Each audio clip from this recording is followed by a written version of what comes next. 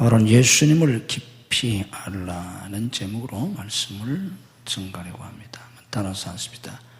예수님을 깊이 알라. 아멘. 인생에서 가장 중요한 게 뭐냐고 하면 예수님을 아는 거예요. 아멘 안 하시네. 몰라서 그래요, 여러분들이. 인생에서 가장 중요한 게 예수님을 아는 겁니다. 반대로 인생에 가장 불행한 게 뭐냐고 하면 예수님을 모르는 거예요. 예수님을 모르면 불행한 인생이 되고 말아요. 왜 그렇습니까? 우리 주님께서 우리가 지금 보고 있는 이 요한복음 14장 6절에서 내가 곧 길이요 진리요 생명이라고 하셨습니다. 예수님이 길이요 진리요 생명이신데 이 예수님 모르면 어떻게 되겠어요? 다 불행할 수밖에 없어요. 인생의 실패자가 될 수밖에 없어요. 죽어서 지옥 갈 수밖에 없어요. 그래서 예수님을 아는 것만큼 중요한 게 없습니다. 예수님을 깊이 아는 것만큼 복된 일이 없어요. 일본에 유명한 우찌무라 간조라는 분이 있는데 이분이 이런 말을 했어요. 오직 한 분이신 참된 하나님과 그 보내신 바 그리스도를 아는 것, 이것이 영생이다. 이것이 최대의 행복이다. 최대의 은사다. 그런 말을 했어요. 한 분이신 하나님과 그의 보내신 바 예수님을 아는 것, 하나님과 예수님을 아는 것, 이것이 영생이고, 그건 성경에도 나와 있어요. 그건. 이것이 최대의 행복이다. 최대의 은사다. 라는 말입니다. 오늘 그리스도인들의 최대의 문제점이 뭐냐고 하면 예수님을 잘 모르는 거예요. 깨달으셔야 합니다. 오늘 그리스도인들의 최대의 문제점이 뭐냐고 하면 예수님을 잘 모르는 거예요. 목사들도 똑같아요. 한평생 우리가 목회를 하는데, 설교하는데 이 목사들의 최대의 문제점이 뭐냐고 하면 예수님을 잘 모른다는 거예요. 말이 안 되는 것 같지만 사실이에요. 목사도 예수님을 잘 모르기 때문에 목회도 잘 못하고 해도 또 이상하게 하는 거예요. 목사들이. 교회도 마찬가지예요. 오죽하겠어요. 왜 오늘 그리스도인들이 신앙생활을 잘 못하나? 왜 오늘 교회가 이 수준밖에 안 되나? 제가 40년 넘게 목회를 하면서 수십 년 고민을 했는데 제가 이제 인생을 저도 살 만큼 이제 좀 있으면 은퇴하니까 이렇게 마무리할 단계에 있는데 제가 40년 넘게 목회를 하면서 얻은 결론은 뭐냐고 하면 예수님을 잘 모른다는 거예요. 제가 젊었을 때는 어떻게 생각했냐면 성령을 못 받아서 그런 줄 알았어요. 그래서 제가 젊었을 때는 성령에 대한 설교를 많이 했어요. 부흥에 나가서도 성령에 관한 설교를 많이 했어요. 그래서 성령 받고 또 치유받고 그 안식기도도 많이 해주고 수십 년 동안 젊었을 때는 그랬어요. 그런데 제가 더 나이가 들고 더 오래 이렇게 목회를 해보니까 그것만이 아니에요. 성령 받지 못한 것도 문제가 있긴 하지만 성령 받은 성도들도 신앙생활을 잘 못해요. 보니까 전 중학교 2학년 때 성령 받았어요. 근데 이유가 뭔가 제가 정리를 해보니까 이유가 뭐냐고 하면 예수님을 잘 모른다는 거예요. 이런 말씀을 드리면 왜 내가 예수님을 모르느냐고 유치부 때부터 예수님 배웠는데 그렇게 생각할지 모르지만 그럼에도 불구하고 예수님을 잘 몰라요. 목사도 잘 모른다니까. 예수님을 깊이 알아야 하는데 잘 모르는 거예요. 그래서 신앙생활을 잘 못합니다. 에베소 4장 13절에서 이렇게 말씀해요. 우리가 하나님의 아들 예수님을 믿는 것과 아는 일에 하나가 돼요. 아는 것과 믿는 일에 하나가 돼요. 온전한 사람을 이루어 그리스도의 장성한 분량이 충만한 데까지 이르리니 우리가 하나님의 아들 예수님을 아는 것과 믿는 일에 하나가 될 때 온전한 그리스도인, 성숙한 그리스도인이 된다는 거예요. 그러니까 우리가 성숙한 신앙을 갖지 못하고 항상 어린아이 신앙 수준에 머물러 있는 가장 중요한 이유가 뭔가 하면 예수님을 잘 모르기 때문에. 예수님을 잘 모르기 때문에. 그래서 예수님을 깊이 알아야 합니다. 이게 얼마나 중요하냐면 바울사도는 고린도서 2장 2절에서 이런 고백을 해요. 이걸 깊이 새겨야 될 말인데 내가 너희 중에서 예수 그리스도와 그가 십자가에 못 박히신 것 외에는 알지 아니하기로 작정했다고 고백합니다. 나는 예수 그리스도와 그 예수님이 십자가에 못 박히신 것 외에는 알지 아니하기로 아예 작정을 했다. 바울이 왜 그런 말을 하겠어요?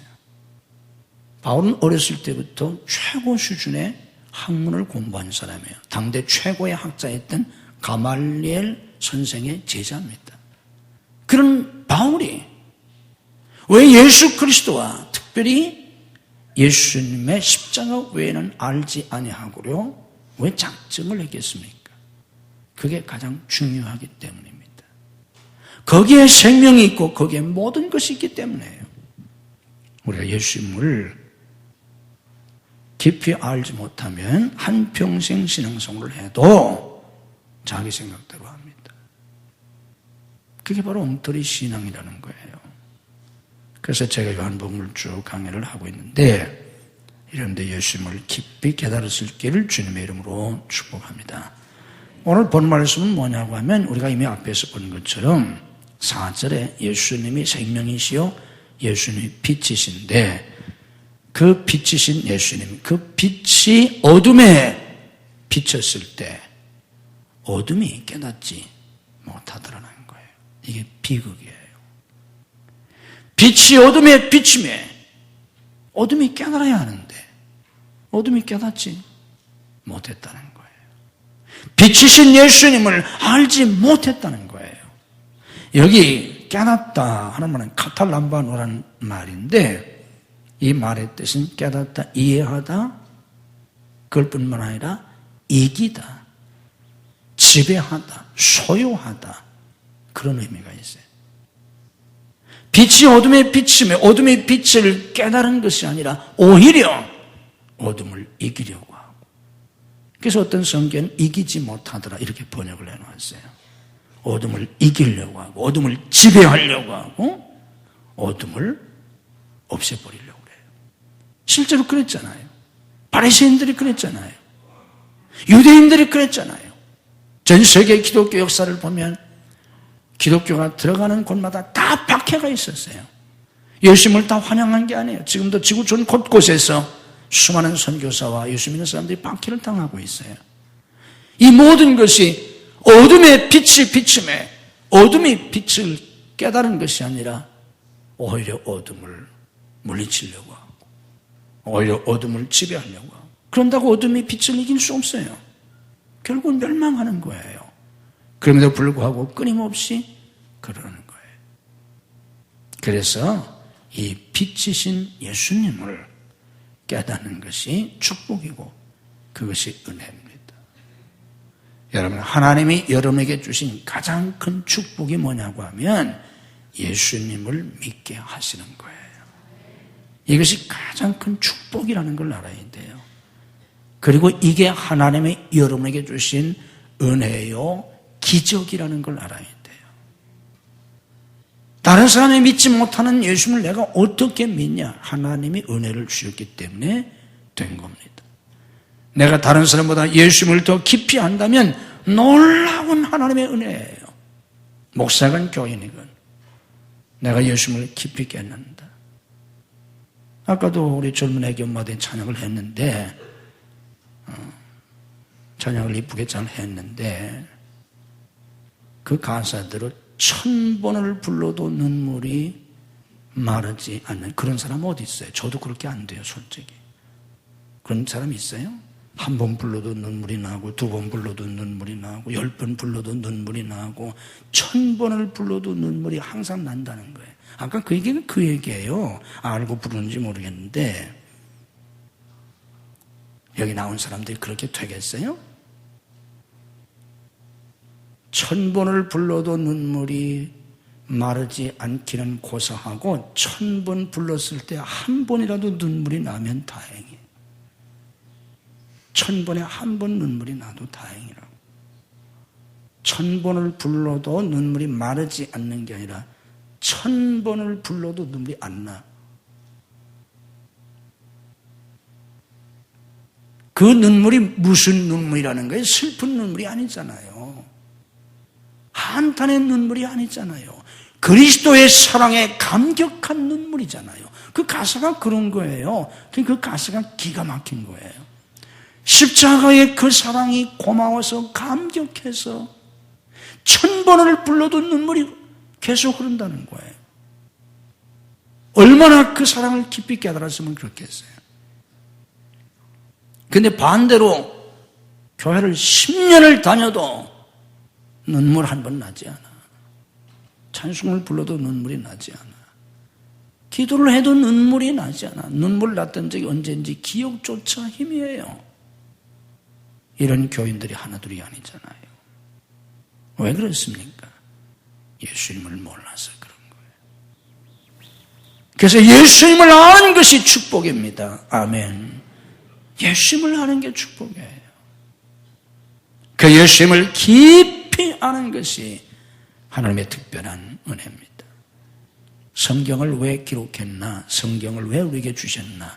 바로 요한복음 20장 31절에서 말씀했지 않습니까? 오직 이것을 기록함은 너희로 예수께서 하나님의 아들 그리스도이심을 믿게 하려 함이에요. 성경을 기록한 목적이 예수님이 하나님의 아들 그리스도이심을 깨닫게 해주려고, 성경을 통해서, 그리고 그것을 믿게 하려고, 그것을 믿어서 그 이름을 힘입어 생명을 얻게 하려 합니다. 예수님을 알고 예수 믿어서 영생을 얻게 해주려고 성경을 기록한 거예요. 요한복음 5장 39절 말씀하잖아요. 이 성경이 내게 대하여 증언하는 것이라고.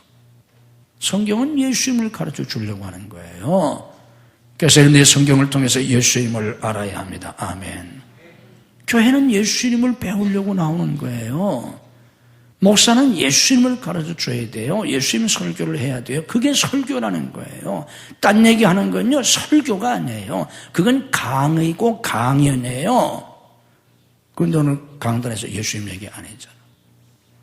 예수님 얘기를 해야 되는데 이게 오늘 비극이라는 거예요. 오늘 교회의 타락이에요. 이게 목사들이 다 똑똑한 소리 하는 줄 알지만 다 무슨 철학적이고 지식적이고 사회적이고 정치적이고 무슨 문화적이고 굉장한 설교를 한 것 같지만 그게 설교가 아니라 그게 강의예요. 강의.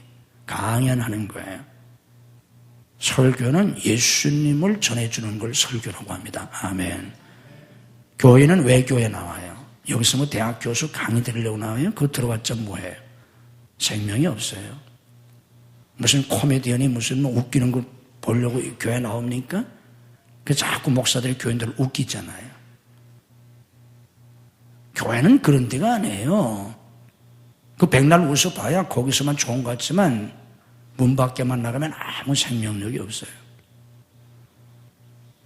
교회는 예수님 얘기를 들으러 오는 겁니다. 세상에서 전해주자는 예수님 얘기를 들으러 오는 것이고 목사는 예수님을 전해줘야 돼요. 아멘. 바울이 그랬다고 아까 얘기했잖아요. 예수 그리스도 외에는 알지 않기로 작정했다고. 특별히 예수님의 그 십자가 외에는. 그러니까 바울은 예수님만 전하려고 했던 거예요. 그걸 작정했다는 거예요. 모든 목사들이 저처럼, 모든 목사들이, 저를 포함한 목사들이 예수님만 전하기로 작정하고 설교를 해야 하는데 이걸 못하잖아요. 저도 지나온 세월을 돌아보면 꼭 제가 그렇게 설교한 건 아니에요. 그래서 내가 이제 은퇴가 5년밖에 안 남았는데 이 남은 5년 동안이라도 예수님 얘기만 해야 되겠다. 그래서 내가 주일 오전에도 요한복음 복음서를 강의하려고 한 거예요. 저 자신도. 그래서는 자꾸 빗나가요. 저도 딴 거 얘기하면, 딴 본문 가지고 얘기하면 자꾸 다른 얘기한다. 성경은 예수님을 가르쳐 주려고 합니다. 아멘. 그 예수님이 누굽니까? 하나님의 아들 그리스도시라는 거예요.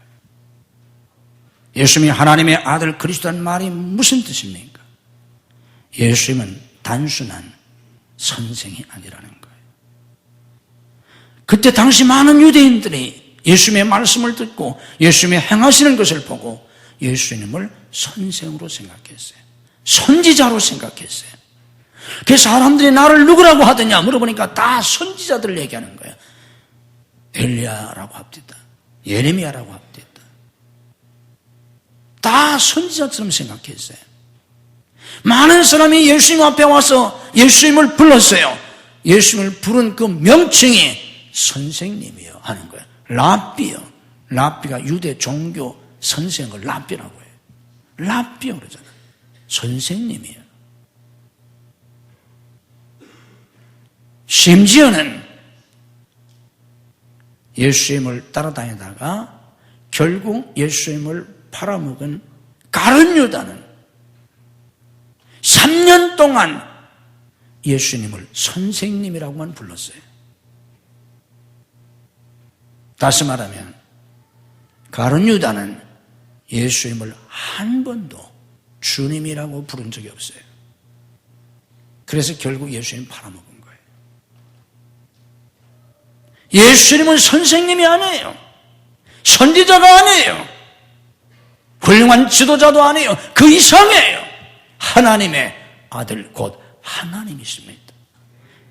요한복음은 1장 첫머리에서부터 이걸 가르쳐 주려고 하는 거예요. 태초에 말씀 로고스가 있었다. 그 말씀이 하나님과 함께 있었으니 그 말씀이 곧 하나님이다.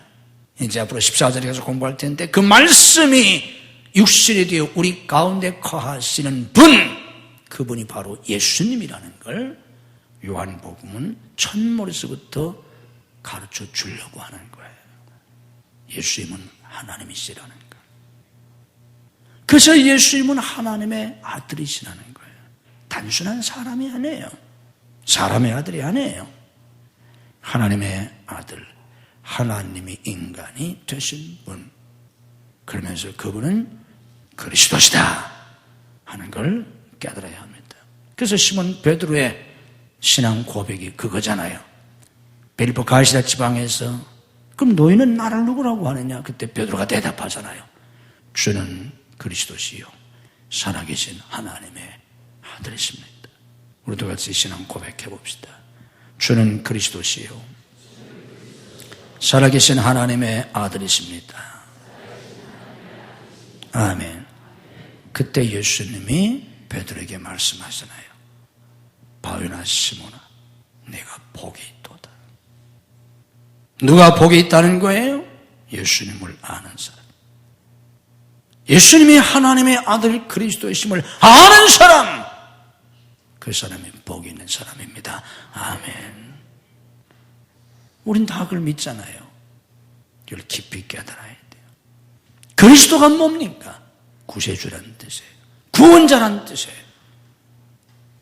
그래서 우리는 하나님의 아들이시면서 구원자이신 예수님을 깊이 깨달아야 합니다. 다른 말로 말하면 십자가 구속의 은혜를 깊이 깨달아야 돼요. 우리가 신앙생활 하는데 이것만큼 중요한 게 없어요. 따라서 하십니다. 십자가 구속의 은혜. 예수님이 이 세상에 오신 목적이 십자가 구속이에요. 구속이란 말은 값을 치르고 건져냈다는 뜻입니다. 예수님이 십자가를 지셨어요. 왜 십자가를 지었습니까? 죄가 있어서가 아닙니다. 세상 모든 사람의 죄값을 대신 짊어지고 죽으셨어요. 죄값을 대신 치르셨어요. 당신의 생명으로 어마어마한 값을 지우신 겁니다. 그러면서 주님이 요한복음 19장 30절 말씀 보면 십자가 위에서 마지막에 이런 말씀을 하세요. 다 이루었다. 따라서 하십시다. 다 이루었다. 이 말씀을 여러분들이 깊이 깨달으셔야 돼요. 예수님은 십자가 위에서 다 이루었다 하고 죽으셨어요. 이 다 이루었다 하는 말은 다 갚았다, 다 청산했다 그런 뜻이에요. 텔레스타일 말인데 원래는 빚을 갚을 때 쓰는 말이에요. 다 빚을 갚았다, 청산했다, 부채를 다 정리했다는 뜻이에요.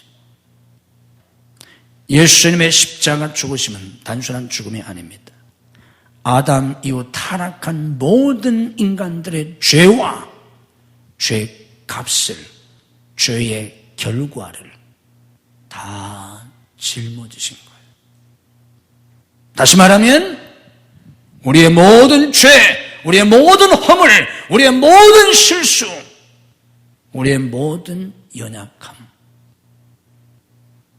우리의 모든 저주, 우리의 모든 슬픔, 우리의 모든 불행, 우리의 모든 가난, 우리의 모든 질병, 지옥 형벌 다 예수님이 가져가셨다는 뜻이에요. 깨달으셔야 돼요. 기가 막힌 내용이에요. 그런데 사람들이 잘 모르는 거예요. 십자가 하면 단순히 그냥 예수님이 내 죄를 짊어지고 주셨다 이거밖에 몰라요. 그 속에 담겨있는 깊은 의의를 몰라요. 예수님이 십자가에서 내 죄를 담당하셨다는 뜻은 예수님이 내 모든 죄값을 대신 치르셨고 죄의 결과로 파생된 모든 것들을 다 청산하셨다는 뜻이에요. 아멘. 죄의 결과로 와진 사망, 지옥 형벌, 사탄의 포로됨, 죄의 결과로 생긴 모든 불행, 모든 저주, 우리의 모든 연약함, 우리의 모든 슬픔, 우리의 모든 가난, 우리의 모든 질병 다 예수님이 해결해 주셨다는 뜻입니다. 아멘. 그게 다 이루었다는 거예요. 그 십자가 구속의 은혜를 깊이 깨달아야 돼요. 그 구속의 은혜를 깊이 깨달으면 내가 그 구속의 축복 속에 살게 됩니다.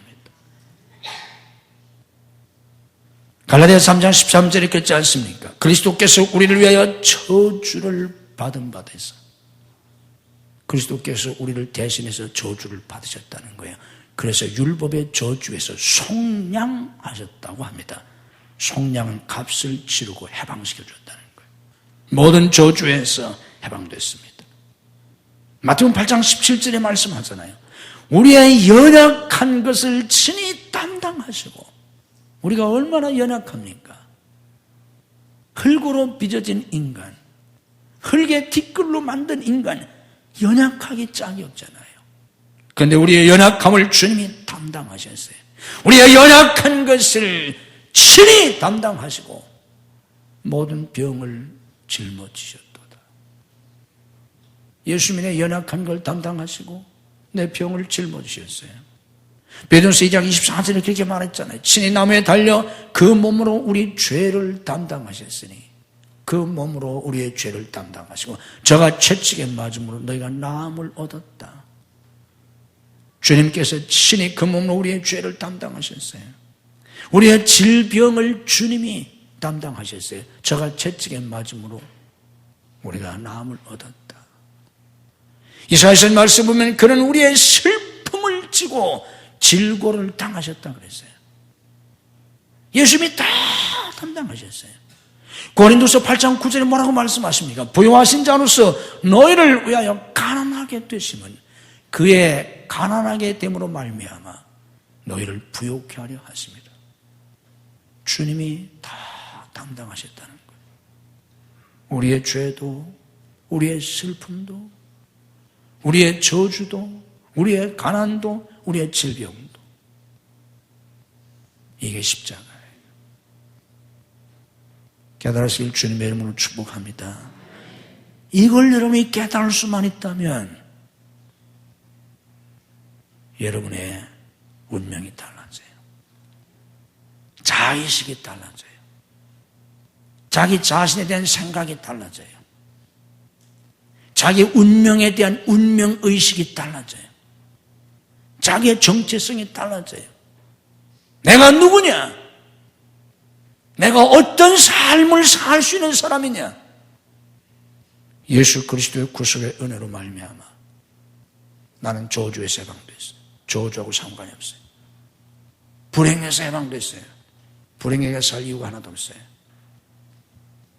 여러분 몰라서 그렇지 예수 믿고 구원받은 사람은 불행하게 살 이유가 하나도 없어요. 슬프게 살 이유가 하나도 없어요. 괜히 예수 믿고 슬퍼하지 마세요. 괜히 무슨 믿음 있는 척, 겸손한 척, 무슨 죄인, 죄인인 척, 슬픈 척 하지 마세요. 그러다 불신하게 잘못된 거 왜 슬프게? 예수님이 우리의 슬픔을 담당하셨습니다. 아멘. 슬픔을 지고 그랬잖아요. 우리의 슬픔을 예수님이 다 지고 죽으셨는데 왜 또 슬퍼하고 앉았어요? 우리의 연약함도 예수님이 다 담당하셨어요. 맨날 죽는다 소리 하지 마세요. 죽어가는 꼴 하지 마세요. 예수님이 다 연약함을 담당하셨는데 왜 다 죽어가는 모습을 하고 있어요? 독수리처럼 올라간다고 그랬잖아요.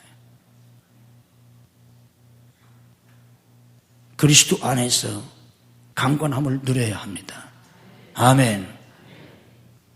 눈을 뜨시고 다 죽어가는 병든 닭처럼 하고 예배드리고 그렇게 찬양 드리고 그러지 말고 눈에 생기가 있어야 되잖아요. 좀 설교서에 눈을 좀 뜨고 좀 듣고 찬양할 때 열심히 좀 찬양하고 기도도 좀 소리내서 찬양하고 내일 모레 죽을 사람처럼 그러지 말고 그러니까 죽잖아요. 며칠 가겠어. 연약함을 주님이 담당하셨습니다. 아멘. 연약한 걸 친히 담당하셨대잖아. 근데 왜 다 죽어가는 꼴을 하고 있어요, 예수 믿는 사람이? 내일 모레 죽을 사람처럼. 영원을 살 사람들이 영원을 살 사람 아닙니까? 근데 내일 모레 죽을 사람처럼 하고 앉았잖아. 그게 인생이 바뀌질 않는 거예요. 우리의 모든 슬픔을 주님이 다 담당하셨어요. 우리의 모든 질고를 다 담당하셨어요. 우리의 가난도 다 담당하셨어요. 가난이 축복인 줄 아세요? 가난이 경건인 줄 아세요? 잘못된 신학에서 나온 거예요. 가난은 경건이 아니에요. 가난은 거룩함이 아니에요. 예수님이 부요하신 자로서 우리를 위하여 우리를 대신해서 예수님이 가난하게 되셨어요. 그렇게 하신 이유는 우리를 부요케 하려 하심이라고 하셨습니다. 아멘. 그런데 가난이 축복인 줄 알아요? 가난이 거룩인 줄 아세요? 가난이 경건한 줄 아세요? 예수님을 몰라서 그러는 거예요. 우리의 모든 저주를 다 짊어주셨어요. 이 주님의 십자가의 구속의 은혜를 깊이 깨닫고 생명을 얻게 하고 또 풍성히 얻게 하려고 오신 예수님의 그 생명과 풍성함을 누릴 수 있는 그 축복 안에 살 수 있는 여러분들이 되시기를 주님의 이름으로 축복합니다. 예수님의 십자가를 깊이 깨달으면 우리는 예수님의 사랑을 깊이 깨닫게 돼요. 예수님의 십자가 구속의 은혜를 깨닫는 것만큼 하나님의 사랑을 깨닫게 돼요. 잘 깨달으셔야 합니다. 여러분이 하나님의 사랑을 어디서 깊이 깨닫느냐? 내가 예수님의 십자가 구속의 은혜를 깊이 깨닫는 것만큼 하나님의 사랑을 깨닫게 돼요. 왜? 하나님이 그렇게 은혜를 베풀어 주셨구나. 그런 상상도 할 수 없는 은혜를 하나님이 내게 베풀어 주셨구나. 왜? 하나님이 세상을 이처럼 사랑하사 예수님이 나를 사랑하셔서 내 모든 불행과 저주를 다 짊어지시고 예수님이 다 대신 고난을 받으시고 왜? 나를 사랑하셔서 나 같은 걸 사랑하셔서 100번 1000번 지옥 가도 마땅한 이 벌레 같은 이 쓰레기 같은 나를 사랑하셔서 예수님이 내 모든 죄와 모든 저주를 다 대신 담당하시고 다 갚아주셨구나. 그게 십자가에 담긴 사랑입니다. 그리고 여기에 로마서 5장 8절 말씀처럼 하나님의 사랑이 가장 확실하게 나타나 있다는 거예요. 아멘. 이 사랑을 깨달아야 합니다.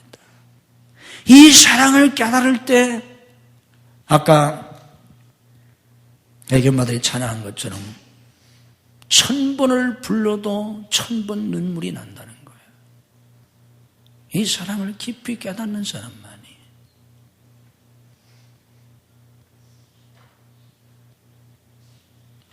위대한 종교개혁가 마틴 루터가 어느 날 침울한 표정을 하고 있었습니다. 그 부인 사모님이 물었어요. 오늘 당신 왜 기분이 다운되어 있느냐고. 그랬더니 루터가 그때 그렇게 대답했어요. 여보, 오늘 내가 예수님의 십자가를 생각해도 눈물이 나지 않아. 오늘은 내가 예수님의 십자가를 생각해도 눈물이 나지 않아서 지금 기분이 다운되어 있다는 거예요. 그럼 무슨 얘기예요? 다른 날은 예수님의 십자가를 생각할 때마다 눈물이 났다는 거예요. 근데 오늘은 안 난다는 거예요. 이게 루터예요. 근데 오늘 우리는 어때요? 나는 날이 없어요. 어제나 오늘이나 눈물이 나는 날이 없어요. 십자가를 생각해도. 이게 예수님의 사랑을 아는 깊이의 차이예요. 신앙은 깊이의 차이가 있는 거예요. 내가 하나님을 믿는 믿음의 차이가 있고 예수님의 십자가의 사랑을 깨닫는 차이가 있어요. 사람마다 그 차이는 하늘과 땅 차이예요. 예수님의 십자가 사랑을 깊이 깨달아야 합니다. 그 사랑을 깨달을 때 우리 주님께서 요한복음 15장 9절에서 말씀하시잖아요. 아버지께서 나를 사랑하신 것 같이 나도 너희를 사랑하였으니 전에도 사랑했고 지금도 사랑하고 있으니 앞으로도 영원히 사랑할 것이니 내 사랑 안에 거하라. 이게 주님의 요한복음 15장 9절에서 하신 말씀이에요. 내 사랑 안에 거하라. 거기 거하라는 말은 살라는 말이에요. 너는 내 사랑 안에서 살라. 거기 산다는 말은 거주한다는 말은 임시 거주한다는 뜻이 아니에요. 영주권을 받아서 영원히 거주한다는 뜻이에요. 내 사랑 안에서 영원히 살라는 거예요. 아멘. 그 사랑 안에서 살 때 그 사랑이 두려움을 내쫓는다고 했잖아요. 요한일서에서. 그 사랑 안에 사는데 두려워할 게 없잖아요. 슬퍼할 게 없잖아요. 낙심할 게 없잖아요. 외로울 게 없잖아요. 그 사랑 안에 사는데. 아멘. 그 사랑 안에서 살지 못하니까 두려운 거지. 독생자까지 주신 하나님의 사랑 안에 내가 있는데 생명까지 주신 예수님의 사랑 안에 내가 있는데 뭐가 두렵다는 겁니까? 왜 낙심합니까? 왜 절망합니까? 아니 성경을 읽어보세요. 성경을 읽어보면 페이지마다 기적으로 가득 차 있어요. 아멘. 한 집에 가서 읽어봐요. 그래서 유명한 신신학자의 독일의 신학자들이 저희가 대학 다닐 때 벌써 그 전에 제가 69학번인데 벌써 60년대에 성경에 나타난 기적을 다 없애버리려고 했어요. 독일의 신학자들이. 이게 성경에 나와 있는 건 다 이건 신화다. 이거 빼버리자. 없애자. 그런데 성경에서요, 이 기적을 다 빼버리고 나니까 성경이 뭐만 남으면 껍데기 2장밖에 안 남았어요. 성경에서 기적을 다 빼버리니까. 무슨 얘기예요? 성경은요, 처음부터 끝까지 페이지마다 하나님의 기적으로 가득 차 있어요. 아멘. 처음부터 하나님의 기적의 이야기예요. 그게 하나님의 역사고 성경인데 그걸 우리가 믿는데 왜 절망합니까? 믿음으로 고백합시다. 나는 기적을 믿는다. 내게도 기적이 일어난다. 아멘. 아니 그것만 믿을 수 있으면 어떤 절망적인 상황에서도 왜 낙심하고 절망합니까? 하나님이 축복하실 텐데, 하나님이 역사하실 텐데, 하나님이 기적을 베풀어 주실 텐데. 아멘. 로마서 8장 32절에서 그래서 바울이 말했지 않습니까? 자기 아들을 아끼지 아니하시고 우리 모든 사람을 위하여 내어주신 하나님이 어찌 그 아들과 함께 모든 걸 우리에게 주시지 않겠느냐? 모든 걸 은사로 주시지 않겠느냐? 1667년 매사추세츠 린에 살던 34살 된 과부 마요리 캠프라고 하는 젊은 과부가 있었습니다. 17세기 얘기예요. 아주 오래전 얘기잖아요. 아주 어려운 때, 그때 과부면 얼마나 힘들겠어요. 34살인데 34살 된 과부 마요리 캠프에게 기도하는데 어느 날 주님이 나타나셔서 이런 말씀을 하셨어요. 잘 들어보세요. 내 모든 기도와 행위와 참회보다도 더 나를 기쁘게 하는 것은 내 모든 기도, 그 사람이 얼마나 기도를 많이 했는지 몰라요. 그런 내 모든 기도와 내 모든 행위, 선한 행위, 구제 행위, 봉사 행위, 내 모든 행위, 또 내 모든 참회, 그거보다 더 나를 기쁘게 하는 것은 내가 너를 사랑한다는 것을 내가 믿는 것이다.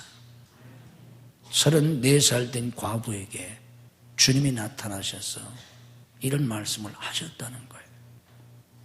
내 모든 기도와 행위와 참회보다도 네가 나를 기쁘게 할 수 있는 건 내가 너를 사랑한다는 걸 네가 믿는 거다.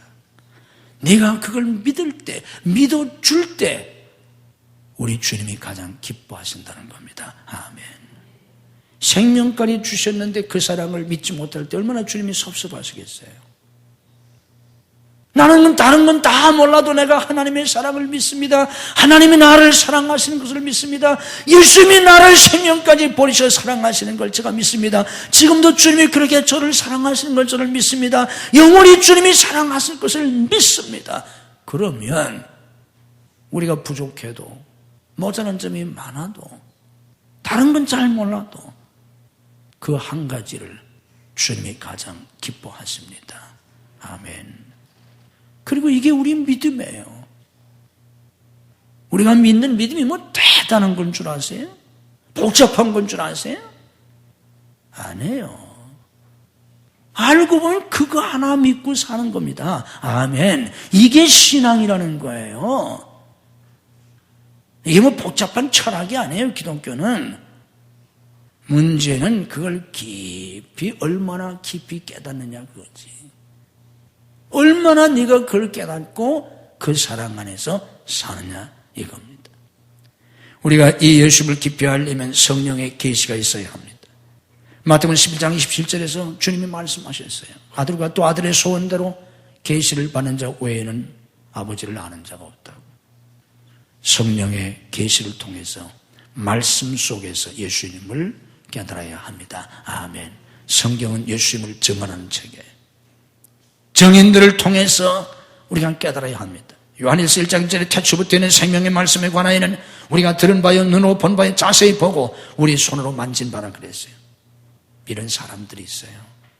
이 사람들의 증언을 통해서 우리가 예수님을 알아야 합니다.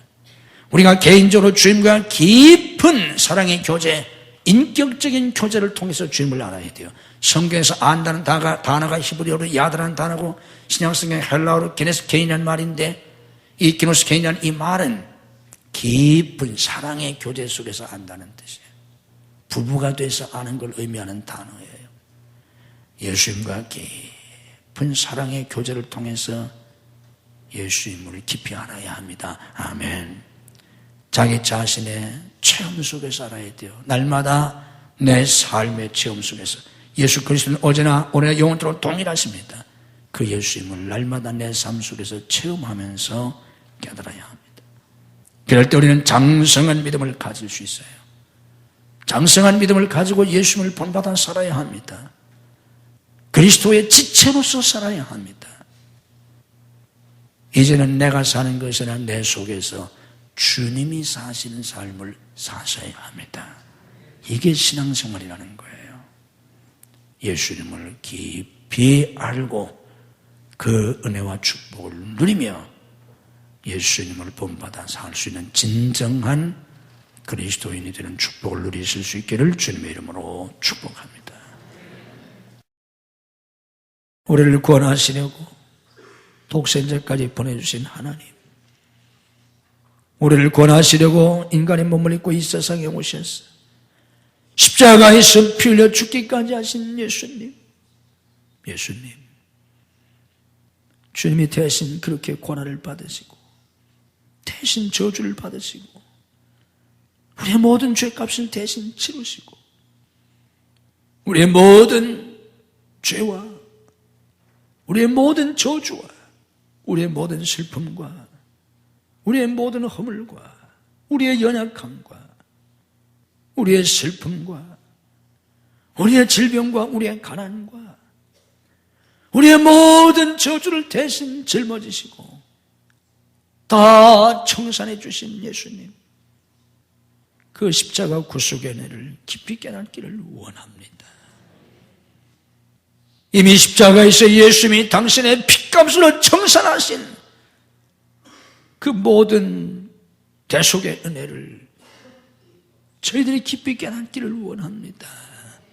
이미 예수님이 다 청산하신 건데, 예수님이 다 당신의 생명으로 다 해결하신 건데 우리는 아직도 거기에서 벗어나지를 못합니다.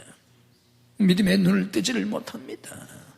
오 하나님, 빛이 어둠에 빛이 돼 어둠이 깨닫지를 못했습니다. 오히려 빛을 대적했습니다. 주님이시여, 저희들의 눈을 밝혀주시옵소서. 믿음의 눈을 열어주시옵소서. 우리의 마음을 열어주시옵소서. 우리의 마음을 뜨겁게 해주시옵소서. 그리스도의 십자가 구속의 은혜가 너무 감사해서 나 같은 것을 그렇게 사랑하신 그 말할 수 없는 주님의 사랑이 너무 감사해서 심령이 뜨거워지게 하시고 뜨거운 눈물이 흐르게 하시고 그 사랑 안에 내가 있기 때문에 이제는 아무것도 두려워하지 아니하며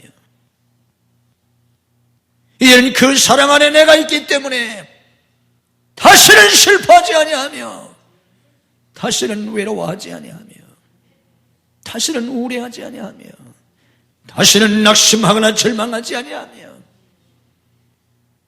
우리를 죄에서 구원하시고 모든 불행과 저주에서 구원하셔서 생명을 얻게 하고 더 풍성히 얻게 하시는 그 주님의 축복 속에 살게 하시옵소서.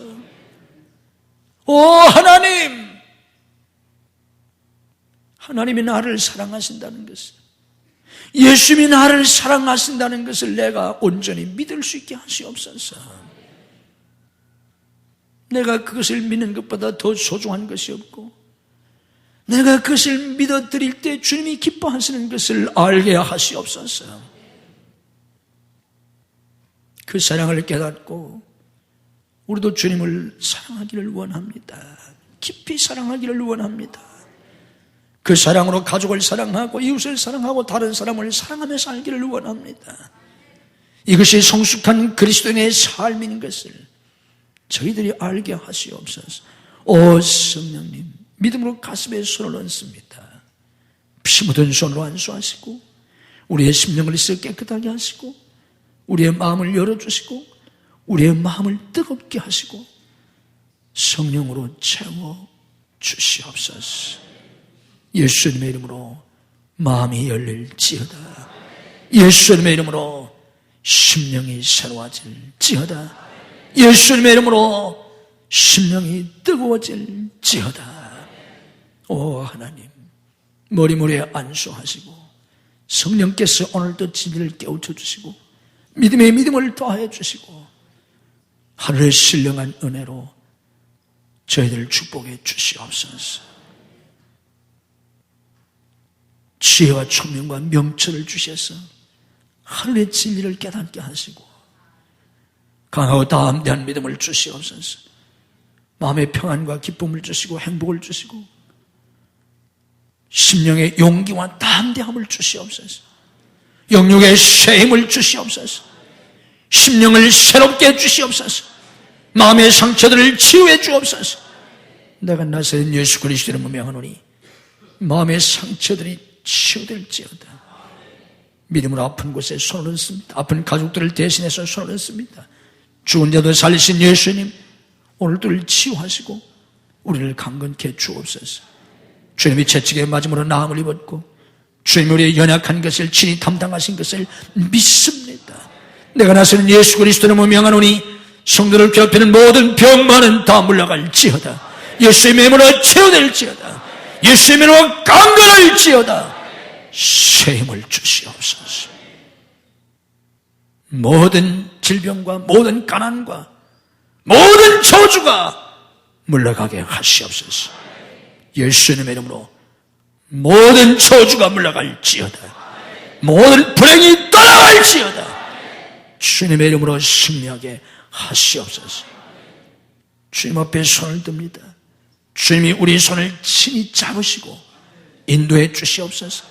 때마다 일마다 사건마다 역사해 주시옵소서. 주님과 함께 걸어가는, 주님을 따라가는 우리의 자옥마다 하나님의 역사가 나타나고 하나님의 사건이 나타나게 하시옵소서. 복된 사람들을 붙여주시옵소서. 예비된 사람들을 붙여주시옵소서. 복된 환경을 열어주시옵소서. 땅에 기름진 복을 주시옵소서. 주님 앞에 세움받고 쓰임받고 열매 맺기를 원합니다.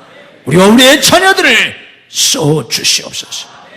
가정마다 속히 인간을 시켜주시고 행복한 가정, 행복한 부부들이 되게 하시옵소서. 우리 자녀들의 앞길을 활짝 여시고 주님 축복해 주셔서 이 시대와 역사의 주인공으로 복받고 쓰임받는 우리의 자녀들이 되게 하시옵소서. 우리의 자녀들이 하나님의 영광이 되게 하시옵소서. 하나님의 기쁨이 되게 하시옵소서. 우리의 자녀들이 부모의 근심덩이가 되지 아니하고 부모의 기쁨이 되게 하시옵소서. 부모의 행복이 되게 하시옵소서. 부모의 영광이 되는 자녀들이 되게 하시옵소서. 직장과 사업이 우리에게 복이 되게 하시옵소서. 행복한 직장, 행복한 사업장이 되게 하시고 주위에서 천천만만인이 실패한다고 할지라도 예수님의 이름으로 승리하게 하시옵소서. 예수님의 이름으로 번영하게 하시옵소서. 그래서 주와 복음을 위해서 쓰임받는 직장과 사업장이 되게 하시옵소서. 성도들의 간절한 기도에 주님이 좋은 것을 응답하시고 기적이 필요한 가정들의 오늘도 주님께서 기적을 베풀어 주시옵소서. 믿음으로 예물을 드립니다. 이 모든 예물을 주님께서 받으시고 하늘과 땅의 복으로 영육의 복으로 금세와 내세의 복으로 자녀와 후손의 복으로 믿음의 명문가를 이루는 복으로 은혜와 복을 더하여 주시옵소서. 병상에서 나오지 못한 성도를 찾아가셔서 능력의 손으로 일으켜 주시옵소서. 줄타주는 성도를 돌보시고 해외에 나가는 강육들을 능력의 장중에 붙잡아 주옵소서. 군문에 나가는 아들들 눈동자까지 지키시고 유학생들을 지키시고 축복해 주옵소서. 오늘 믿음이 연약하여 주의를 성수하지 못하는 성도들에게 주의를 성수할 수 있는 믿음을 더하여 주옵소서. 이 한 주간도 주님의 은혜와 축복과 기적이 넘치는 복된 한 주간이 되게 해 주옵소서. 예수님 이름으로 축복 기도하옵나이다. 아멘.